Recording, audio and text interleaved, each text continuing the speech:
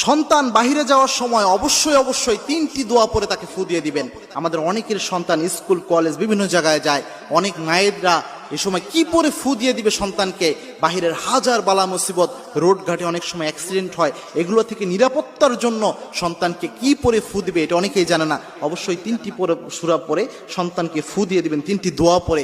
এই 3টি দোয়া রাসূল সাল্লাল্লাহু আলাইহি ওয়াসাল্লাম নিজে প্রেসক্রাইব করেছেন এবং অত্যন্ত অথেন্টিক হাদিস, সহিহ হাদিসের মাধ্যমে এই 3টি দোয়া প্রমাণিত। রাসূল সাল্লাল্লাহু আলাইহি ওয়াসাল্লাম, সাহাবা একরাম এই 3টি আমল করতেন। প্রথম যে দোয়াটা রয়েছে এটা তিরমিজিতে হাদিস এসেছে, রাসূল সাল্লাল্লাহু আলাইহি ওয়াসাল্লাম নিজে বলেছেন। আল্লাহর হাবিব সাল্লাল্লাহু আলাইহি ওয়াসাল্লাম বলছেন, যখন তোমাদের কেউ ঘর থেকে বের হয় তখন যেন ওই ব্যক্তি পড়ে বিসমিল্লাহি তাওয়াক্কালতু আলাল্লাহ ওয়ালা হাওলা ওয়ালা কুওয়াতা ইল্লা বিল্লাহ। এই দোয়া পড়ে যেন নিজের মধ্যে ফু দেয়। এটা যদি পড়তে পারে ওই ব্যক্তিকে আল্লাহ নিজে হেফাজত করে দেয়। সুবহানাল্লাহ। কোনো ব্যক্তি যদি ঘর থেকে বের হওয়ার